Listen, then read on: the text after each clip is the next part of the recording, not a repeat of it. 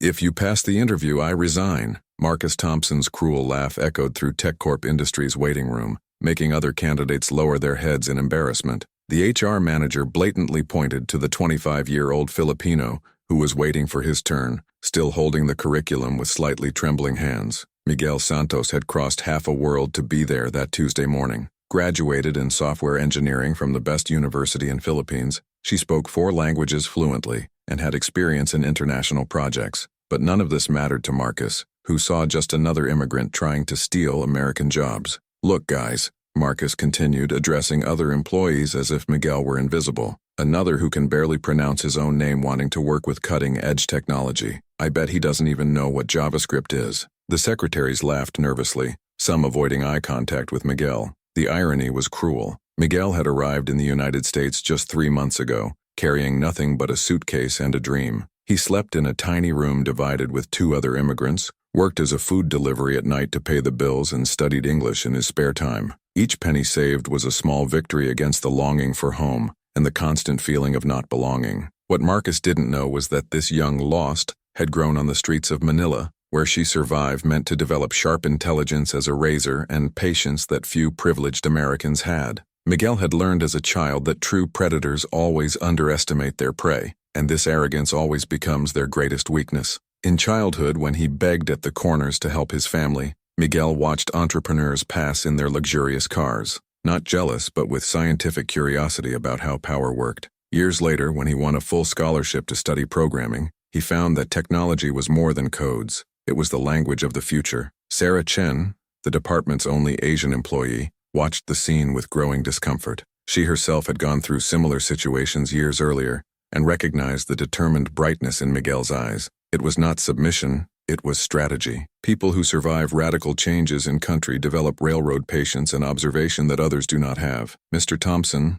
Sarah interrupted softly, "perhaps we should focus on technical qualifications. The position requires expertise in complex systems." Marcus silenced her with a cold look. For him, hiring immigrants was accepting that Americans were not competent enough, a wound in his inflated patriotic ego. "Sarah, I already said not to get in when it is not called," Marcus growled, his voice loaded with a toxic authority that transformed each interaction into a demonstration of power. "You are here because you need diversity, not to guess hiring." Jennifer Walsh, the 28-year-old blonde secretary who secretly fed a passion not corresponded by Marcus, laughed too loudly from the joke. "I bet he doesn't even have a real diploma. They must be one of those backyard universities that no one knows." His comments were always more cruel when trying to impress Marcus. The technical test that Marcus prepared especially for Miguel was a cruel trap: senior-level programming problems, impossible deadline of 1 hour, and deliberately slow computer. "Let's see if these people really have what they say they have," he murmured to David Wilson, his assistant servile, who nodded obediently. David, a 24-year-old desperately trying to keep his job that barely paid his bills, had learned that Marcus agreeing was a matter of survival. Even when I was disgusted with racist comments, he kept his smile forced. This is how median employees survived to toxic environments. Miguel accepted the challenge without complaining, his fingers dancing on the keyboard with precision that began to draw attention. Some employees approached discreetly, curious about the surprising speed with which he solved problems that would take hours to most company programmers. During the test, Miguel noticed something interesting in TechCorp systems: security failures that any experienced expert would identify immediately, vulnerabilities that could cost millions explored by hackers. He kept silent, but mentally filed every detail, a skill developed after years of survival in hostile environments. While typing, Miguel discreetly observed the dynamics of the company. Marcus treated employees like David Wilson as extensions of his will, humiliating them publicly when they did not follow their orders to the letter. Sarah was constantly interrupted and overwhelmed, although he clearly has superior technical knowledge than the manager himself. Tom Rodriguez, the company's only Latin employee, kept his head down while organizing papers. Miguel realized how he avoided any eye contact during situations like that, probably from experience with the toxicity of the environment. When he delivered the full test 15 minutes before the deadline, with elegant solutions and clean code that even impressed Sarah, Marcus felt his first thug of genuine irritation. It was not possible for that immigrant to be really competent. There had to be some trick, some cheating. "Interesting," Marcus murmured, quickly analyzing the code. "But solving technical problems is one thing. Working as a team, understanding American culture is that completely different, isn't it, David? His assistant immediately agreed, like a trained dog. Miguel remained calm, but his eyes captured something that Marcus thought invisible, the misguided contempt in the faces of other employees, not directed to him, but to Marcus himself. It was obvious that this man commanded by intimidation, not respect. Mr. Thompson, Miguel finally said, his clear and controlled voice, I appreciate the opportunity to show my skills. I understand that the decision is yours, and respect any choice you make. The diplomatic response took Marcus off guard. He expected defensive, not elegance. While everyone moved their chances, Miguel kept a serenity that only exists in those who have faced much worse storms, and found that true strength comes from places that arrogance can never achieve. What no one could imagine there was that every word of contempt was being carefully catalogued by a mind that had transformed adversity into fuel. If this story of prejudice and overcoming has touched your heart, be sure to subscribe to the channel to find out how a simple employment test would become the most satisfactory revenge that Tech Corp would never witness. The rejection was instant and brutal. Thanks for his time, Mr. Santos, Marcus said, not even giving themselves to disguise sarcasm. We will contact you. The phrase that everyone knew it meant, we never want to see you here again. Miguel kept his document silently, gratefully thanked him, and left the room under the mocking eyes of employees who had already returned to his routines. For them, it was just another immigrant who had discovered his place in the American hierarchy. One more confirmation that the world worked exactly as it should. In the following days, the story of the hilarious interview spread through Tech Corp as fire in dry straw. Jennifer Walsh missed the opportunity to tell anyone who wanted to hear how Marcus had put that Philippine in due place. David Wilson repeated the jokes in the corridors, trying to keep his position safe in the favorite group. What none of them knew was that Miguel had not simply disappeared after the humiliation. In the 3 days after the interview, he worked 18 hours a day as a delivery man, gathering each penny extra to a plan that was taking shape in his mind with the surgical accuracy of a well-written code. During his night deliveries, Miguel had a lot of time to think. Each pizza delivered, each address found in the rain, every miserable tip received with a forced smile, fed a determination that grew like a silent virus in its system. He had memorized every face of that interview room, every cruel comment, every condescending laugh. On the 4th night after the humiliation, while delivering Chinese food to a luxurious apartment, Miguel had a revelation. The address was familiar. I had seen that same address on Marcus Thompson's LinkedIn. The HR manager who had turned his interview into a cruelty spectacle lived there just a few meters away. When Marcus opened the door, dressed only in robbery and slippers, took a few seconds to recognize the Philippine delivery in front of him.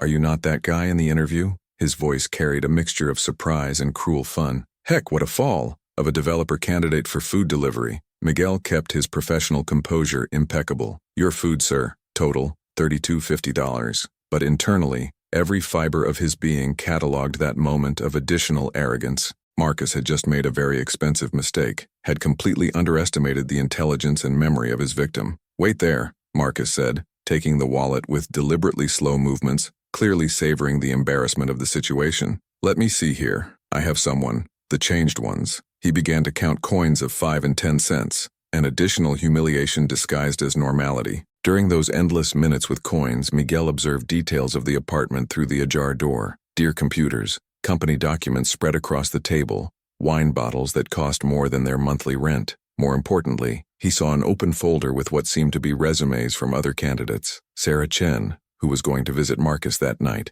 a desperate attempt to build some social connection in the toxic work environment, recognized Miguel immediately. Marcus, isn't the candidate you said you had excellent technical qualifications? His innocent question made Marcus visibly annoyed. Sarah, you do not understand the complete context of the situation, Marcus replied, his voice gaining a defensive tone that Miguel mentally filed. Technical qualification is one thing. Adapting to our business culture is completely different. It was at this moment that Miguel noticed something crucial. Sarah was not there for romance or friendship. She was there because she was the only employee with real technical knowledge in the team, and Marcus needed her to validate her incompetent decisions. The dynamics of power was much more fragile than it appeared during work hours. When Miguel finally left the building with his $32.50 in coins, he did not feel angry or humiliation. I felt something much more dangerous, absolute clarity about what I needed to do. Marcus Thompson had just given him all the necessary information for the next step of his plan. For the next 3 days, Miguel turned his small study table into a digital war. Among the delivery shifts, he obsessively researched Tech Corp, his clients, his projects, and especially about the vulnerabilities he had identified during the technical test. What he found was even better than he expected. TechCorp was participating in a $50 million bid to develop a bank network security system, the same system that Miguel had identified as completely vulnerable during his interview. Marcus was literally selling security failures as premium solutions. During one of his deliveries at a Filipino restaurant near the financial district, Miguel heard a conversation that would change everything. Two TechCorp executives were having dinner, openly discussing how the company was inflating its technical numbers to earn larger contracts, trusting that no customer would be aware of enough to question their solutions. That night, Miguel smiled for the first time since the interview. It was not a smile of happiness. It was the cold smile of someone who had just found the key to overthrowing an empire built on arrogance and incompetence. Each new humiliation only strengthened something within him that his oppressors could not see. A silent force being fed by his own injustice they tried to impose, growing like a lethal virus that would soon infect the whole system they thought invincible. The turn started unexpectedly 3 weeks after the humiliation in Marcus's apartment. Miguel was delivering food to the financial district when he heard a conversation that would completely change the course of his story. Two TechCorp executives had dinner at an expensive Japanese restaurant, openly discussing confidential details about the $50 million bid for the company was trying to achieve. Their banking system is more vulnerable than a cardboard house, laughed James Patterson, technical director. But they don't know that. Marcus sold our proposal as revolutionary. Miguel served the sushi with firm hands, but each word was recorded in his photographic memory. They were literally admitting corporate fraud, selling insecure solutions to financial institutions that blindly trusted TechCorp's reputation. That same night, in his tight small room, Miguel opened his used laptop and started working. It was not just anger that moved him now. It was a sense of justice that transcended his own humiliation. Millions of people would have their bank details exposed if that flawed system were implemented. Using skills that he had developed during years of freelance projects in the Philippines, Miguel got access to TechCorp's test servers through the same vulnerabilities he had identified during his interview. What he found was even worse than imagined. Copied codes of open-source projects, glaring safety failures, and fake documentation on tests that were never performed. But Miguel knew that digital evidence alone would not be enough. I needed something more solid, more human. It was then that he remembered Sarah Chen, the only employee who had tried to defend him during the interview. Perhaps she was the key to gaining internal information that confirmed her discoveries. The initial contact was delicate. Miguel found Sarah in a coffee near the company, pretending to be a casual meeting. "You don't remember me," he said, approaching the table where she had coffee alone. "I'm Miguel Santos, from the interview last week." Sarah recognized him immediately, his face showing a mixture of surprise and embarrassment. "Miguel, right? I'm sorry for what happened. Marcus can be difficult." She hesitated, clearly uncomfortable with the situation, but something in his eyes made her stay in the conversation. "Don't worry about it," Miguel replied, sitting at the table. "In fact, I wanted to thank her for trying to defend me. It's not many people who have the courage to do that." It was a simple but effective strategy, starting by building a genuine gratitude-based connection. During that 40-minute conversation, Sarah revealed more than she wanted. He had been frustrated with Marcus for months, seeing how he sabotaged important projects and mistreated competent employees. "He fired our best senior programmer last month," she admitted. Said the guy was questioning the technical decisions. That's when Miguel realized that Sarah wasn't just a potential ally. She was a competent employee stuck in a toxic environment, desperate for an opportunity to do the right thing. "Sarah," he said carefully, "what if I told you that there is a way to expose the company's real problems? A way to protect you and other honest employees?" Her eyes illuminated with a mixture of hope and skepticism. "What are you talking about exactly?" Miguel smiled for the first time since the interview. Not a bitter smile, but a smile of those who finally found the piece that was missing in the puzzle. For the next 2 weeks, Sarah began to systematically document the irregularities she observed at TechCorp. Marcus emails ordering security reports to be changed, meetings where he admitted to knowing failures in the systems, but decided to hide them to keep tight schedules. Miguel in turn worked tirelessly to compile all digital evidence, screenshots of vulnerable codes, recordings of conversations you had heard in the restaurant, detailed analyses showing how the system proposed by TechCorp could be hacked in less than 10 minutes by any criminal with basic programming knowledge. The end plan was elegant in its simplicity. On the eve of the TechCorp presentation to the bank council, Miguel would send a detailed technical report directly to the bank's CEO, documenting all vulnerabilities. Sarah, as an internal employee, would confirm the authenticity of evidence and provide context on corporate culture that allowed such practices. But there was an additional element that would make revenge truly satisfactory. Miguel had discovered that Marcus Thompson not only discriminated against candidates like him, he was actively sabotaging the company to cover up his own technical incompetence. And now he had enough evidence to destroy not only his career, but all the reputation he had built on lies and prejudice. The night before D-Day, Miguel looked at the hundreds of organized files on his laptop. Each document was a silver bullet directed to the heart of arrogance that had tried to destroy it. Marcus Thompson had made the classic error of all oppressors, had completely underestimated the intelligence and determination of his victim. Sarah sent her last message that night. "I'm nervous, but I know it's the right thing to do. Marcus destroyed the career of a lot of good people. It's time for him to face the consequences." Miguel replied, "Tomorrow, justice will be served with the accuracy of a well-written code." What neither could imagine was that the next day's presentation would not only be about exposing Marcus Thompson, but about completely rewriting the hierarchy of power within TechCorp in a way that would forever transform the lives of everyone involved. The day of the presentation arrived with a cruel irony of fate. Miguel was in the waiting room of the city's most luxurious corporate building, but this time, not as a rejected candidate. He was there as a special technical consultant hired by Metrobank's CEO to evaluate security proposals. Marcus Thompson nervously adjusted his Italian tie while organizing the TechCorp presentation slides. $50 million depended on the next 60 minutes, and he was confident that his reputation for innovative solutions would guarantee another easy victory. "Executive gentlemen," Marcus began his presentation with the charm rehearsed from the usual. "TechCorp has developed the most advanced bank security system on the market." He clicked on the first slide, showing colorful graphics and impressive buzzwords that sounded technological to those who didn't understand programming. At the bottom of the room, Miguel watched every word, every empty promise, every technical lie being sold as innovation. Sarah Chen was sitting in the front row, her hands sweating cold as she awaited the moment when the evidence she had collected would finally be revealed.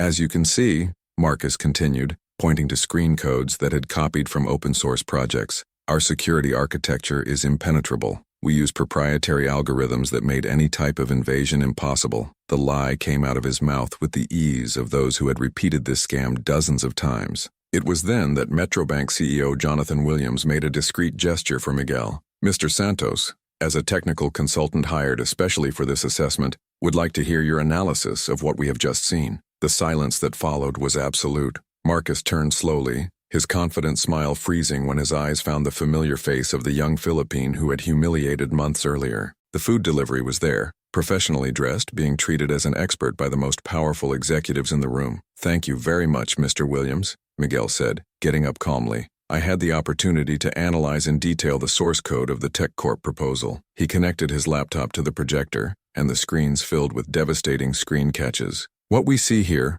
Miguel explained with the surgical accuracy of an expert, "are security vulnerabilities that would allow an amateur hacker to access bank data in less than 10 minutes. Each slide showed glaring flaws, poorly written codes, and safety holes that would make any banking system become a playground for criminals." Marcus felt his legs tremble. This cannot be correct. "Our system went through all the necessary tests." His voice was trembling, the arrogant confidence being replaced by a growing panic that spread throughout his face as a disease. "Interesting to mention tests, Mr. Thompson," Miguel continued, clicking on the next slide, "because here we have recording of internal TechCorp meetings where you admit to knowing these vulnerabilities and decides to hide them from customers to keep tight schedules." The recording began to play, and Marcus's voice echoed through the room. "Their banking system is more vulnerable than a cardboard house, but they don't know that. We sell our proposal as revolutionary." The audio had been captured during that dinner at the Japanese restaurant Miguel had witnessed as a delivery man.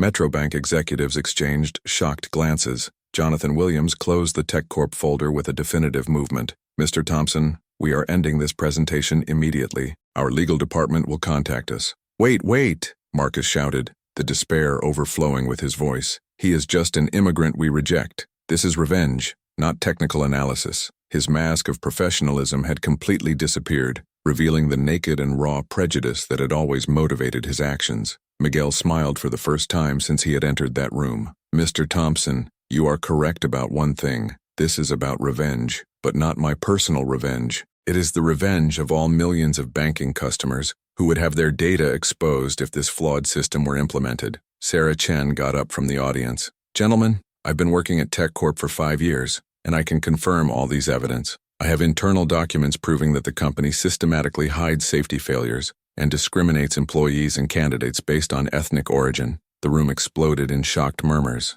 Marcus looked at Sarah with a mix of betrayal and hatred. You cheated on me, after everything I did for you in the company. But his words sounded hollow. Everyone knew that Sarah had been consistently despised and underestimated. No, Marcus, Sarah responded with a dignity he had never owned. I chose to do the right thing, something you should have learned years ago. Jonathan Williams headed directly to Miguel. Mr. Santos, I would like to discuss the possibility of your company to take over this project. Clearly, we need experts who prioritize real security about appearances. The final revelation has reached Marcus as a lightning. Your company? He stammered, his world crumbling to realize that he was not just being humiliated by a rejected immigrant, but by a successful businessman who had built a solid reputation as he wasted time with PRE concepts. Miguel nodded calmly. Santos Cybersecurity Solutions, founded 3 months after my interview at TechCorp. He took a significant break. Funny how rejection can become the best motivator for success. While the executives got up to leave, leaving Marcus alone with the wreckage of his career and reputation, Miguel approached him one last time. Mr. Thompson, thanks. If it wasn't for his arrogance and prejudice, I would never have discovered my true potential. Justice had been served with the accuracy of a well-written code, and Marcus Thompson had finally learned that underestimating people based on appearances is not only morally wrong, it is professionally suicidal in a world where real competence always surpasses prejudice disguised as professionalism. 2 years after the presentation that changed everything, Miguel Santos was sitting on the roof of his 30-story office, watching the city through the Santos Cybersecurity Solutions panoramic windows. The company that was born of a humiliation had become one of the largest digital security consultants on the West Coast, with hundreds of millions of dollars. Sarah Chen knocked on the door and entered, carrying a folder with quarterly reports. Now as director of operations of the company, she had found an environment where her technical competence was finally recognized and valued. Miguel, I just received confirmation. We won the contract with the Federal Bank Consortium, $300 million in 5 years. The irony was delicious. The same banking sector that Marcus had tried to deceive with solutions failure, now entrusted entirely on Miguel's expertise. Excellent job, Sarah. You deserve credit for this achievement. He smiled, remembering how she had been underestimated at TechCorp just for being Asian and woman. Meanwhile, Marcus Thompson lived a completely different reality. After the public exposure of its incompetence and prejudice, no technology company in the country had agreed to hire it. His reputation was so destroyed that he had been forced to move to a small town where he worked as the insurance seller, a dizzying fall for someone who considered himself superior to others. Jennifer Walsh, the secretary who had cruelly laughing at Miguel's dreams, had also faced consequences. After history spread through social networks, its own arrogance and prejudice were exposed publicly. He lost his job and found that his superficial beauty did not pay off his toxic personality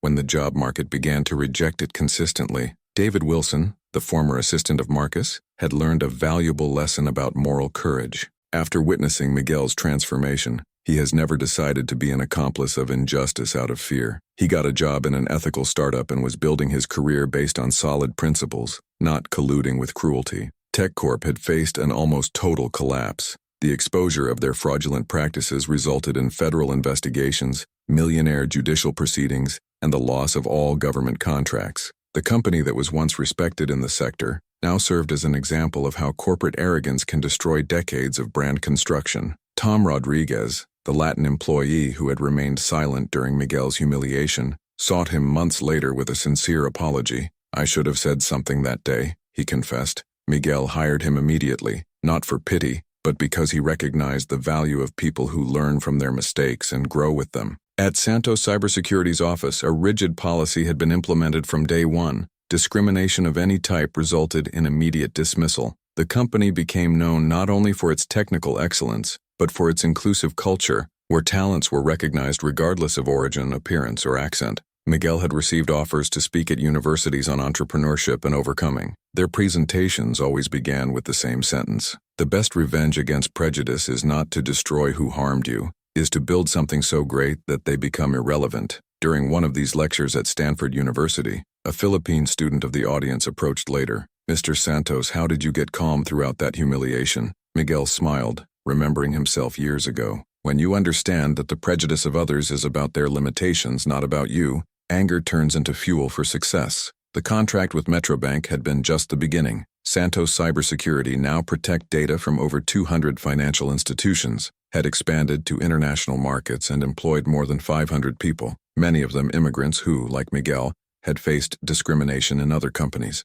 Sarah entered the office once more, this time with a malicious smile. "Miguel, you need to see this." She showed a local newspaper article. Former Tech Corp manager arrested for insurance fraud. The photo showed Marcus being taken handcuffed, its arrogance finally replaced by the reality of its consequences. Miguel read the article in silence, then put it aside. "Sarah, cancel my meeting this afternoon. I will visit the technical training center we financed in the Filipino community." For him, success had only meaning if he could open doors to others who faced the same obstacles he had overcome. That afternoon, while watching young immigrants learning computers programming that his company had donated, Miguel reflected on the extraordinary journey that a simple job interview had begun. Marcus had tried to destroy his dreams, but turned out to be the catalyst for something much bigger. The real victory had not been Marcus's fall or the financial success of his company. It had been proof that competence, determination, and dignity always overcome prejudice, arrogance, and unmeasured privilege. Miguel Santos had turned a humiliation into inspiration,